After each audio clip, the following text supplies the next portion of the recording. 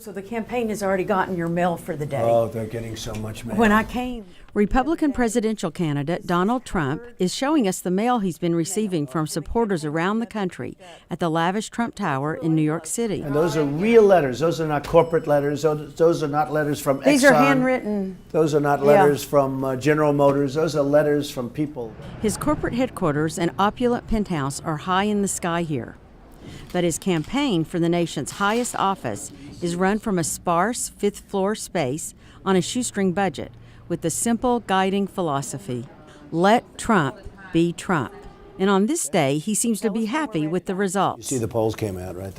Yes, the Quinnipiac, yes. Spending time with the candidate on the campaign trail and here at Trump Tower has given me a unique perspective on how his unconventional political style has brought him to a place in the campaign few had predicted.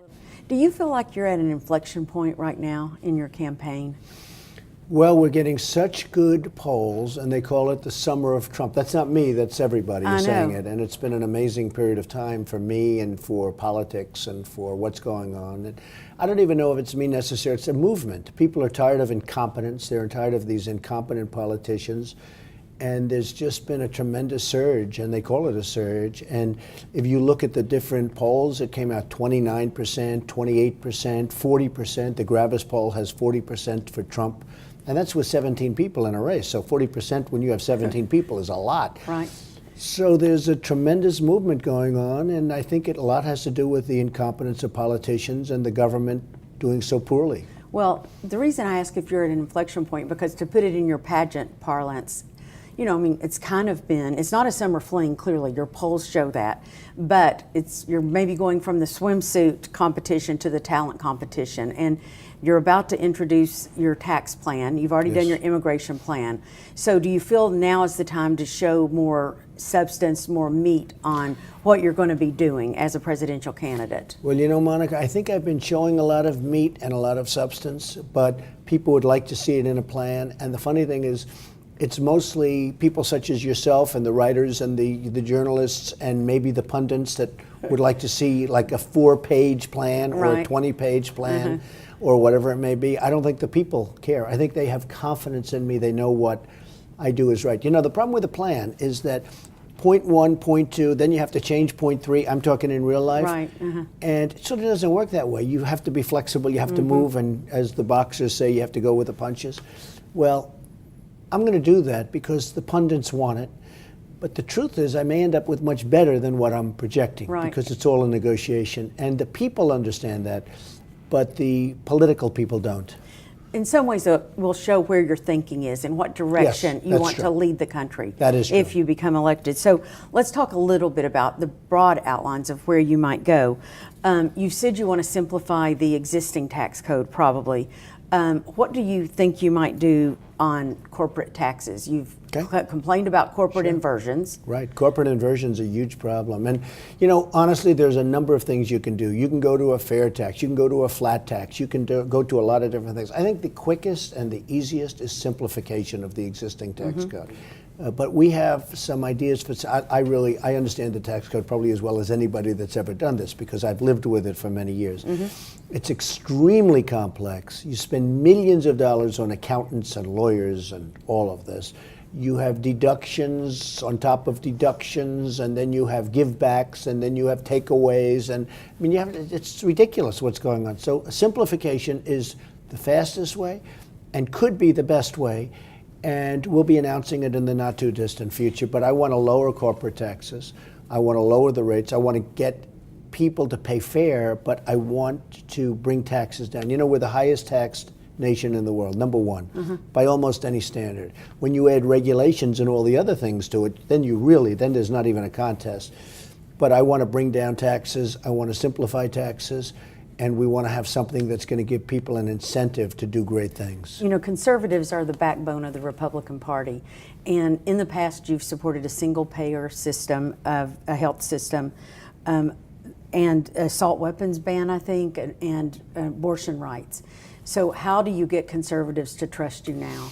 Well, I've never been a big fan of the whole abortion thing, but you have to understand, in fact, in interviews I said, I hate the concept, but I wasn't a politician. I never really focused on it. Nobody even asked me the question. I mean, how do you feel about abortion, or how do you feel about single payer versus something else? Single payer could have worked years ago, but we have a much more, and this was many years ago that I said maybe that would work. And again, that was a maybe. I wasn't a politician, but it could have worked. It can't work now, and it can't work well now.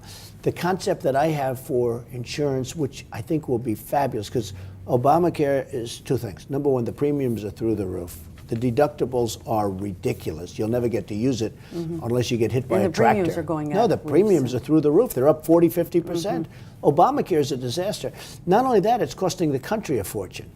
If we could allow the private sector to bid on insurance, when I bid, I have a very big company. When I have people in New York, I just go to New York. They have artificial lines around the state of New York.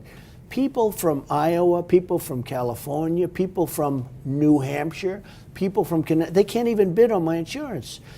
And the reason, Obamacare is great. You talk about campaign contributions. Obamacare is great for the insurance companies. The insurance companies are making a fortune with Obamacare. But they have these artificial lines around each state, and you'll get one bid. We don't get any bidding. If we opened it up, and the only thing the government should do is make sure those companies that are competing are strong financially. Other than that, they shouldn't even be involved. You would have great insurance, great health insurance, and people would be proud of it. You don't drink, you don't smoke. I presume you didn't take drugs, and you did that with your children. That seems a very conservative lifestyle. Is that something that was important to you growing up, and how did you enforce it with your children? Well, as a parent, I'm curious. Right, it was very important. I get a lot of credit because Ivanka's been so terrific. I have, Eric is in the business, and Don, and I have two younger children. But I have been asked a lot, your children seems to, knock on wood, I think good, so far so good. You always have to knock on wood because who knows what happens, right? But they are great children.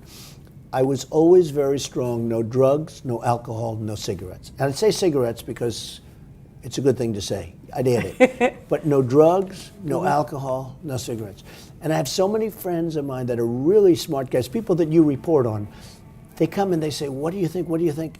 But their kids are into alcohol or they're into drugs. I mean, drugs are now the main thing, but they're into drugs and they won't be able to compete. What's one thing that you would like people to know about you that they don't, especially those who are dismissive of your campaign? Well, I think the one thing is I'm a nice person. I love helping people. I have great relationships with people. People think of me as not necessarily nice, but they think of me as very competent. It was very interesting. A woman heard a speech, and I got a very high poll number, but on leadership, I was by far the highest, by many times. On finance and economics and the economy, I was number one by many, many times. I was killing everybody. But what about niceness? Except on niceness, I was like last. And I said to the people, it was crazy, a CNN poll. And I said to the people, I said, it's sort of interesting. Number one, I think I am a nice person. I help people. And a woman came up to me, she said, but are you nice enough to be president? I said, I hope I am. I think I'm a nice person. I have great relationships. But I think this is going to be an election based on competence, and we need competence. Enough with the niceness. This country's in bad trouble. We need competence. And I've said it to a lot of people, Monica, this is going to be an election based on competence. It's enough with the nice. We're tired of being beaten up by China, by Japan, by Mexico, by every single country that does business with us. And I think it will be an election based on competence. So you have all the perks of being the president now. I mean, really, but you don't have the weight of the world on your shoulders. Are you sure you really want to be president and you can never turn it off? I want to make the country great again. Is this fun? It's okay. I had no idea I was going to do this well this fast. I thought it would be much longer, and we have to keep it going because we still have a long way to go. But I want to, this country has such potential. I love the country. I loved also, though, my other life. My other life, I was never really private per se, but I was pretty private by comparison to what's happening now. We're going to do a fantastic job. I'm enjoying it. We are going to make this country so amazing again. And the word again is very important because you have to add that in. It was great. I think we can make it better than ever before. We have to unleash it. People have lost their spirit. With 93 million people wanting to work. They want to work. But when you came home last night from South Carolina, right, and you got your steak, and did you think, I'm like exhausted? Do I really? No, I was exhilarated. The crowd was phenomenal. The standing ovations and everything else. I mean, I actually enjoy that. But is there something at night when you go to bed that's keeping you awake about the prospect of possibly becoming president? Well, it's the excitement not of becoming president, of taking something that's really broken. Our country's broken and fixing it. You look at Baltimore, you look at Ferguson, you look at St. Louis and Chicago and different places where they're having nothing but problems. And we have powder kegs all over the country. We need jobs, we need spirit, we need so much, but our country's in serious shape. And it's not the excitement of maybe winning. And, you know, we have a good shot, but it's the excitement of really making it great again. And that, to me, excites me more than anything else. But you, as a billionaire, as a businessman, and even when you and I talked about your stock portfolio, and when you sold a bunch of your stocks, you said, I really like to do things that I can control myself. In the stock market, you can't control. That's right. If you are president, you can't control everything. I mean, do you agree or disagree that being president is not like running a business? I do, I agree, but it's also, I think it's running a business, but you have to have heart. You have to take care of women's health issues. You have to take care of poor people that don't have, that they're never going to have a shot. And you have to take care of African American youth who have never been in a worse position than they are right now. The unemployment rate is like 55%. They can't get jobs.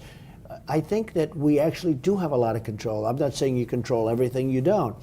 But certainly I have a lot more control that way than sitting in, you know, a beautiful Trump Tower on Fifth Avenue and running my company. I think I can make a big difference. If I didn't think I could make a difference, I wouldn't be doing this.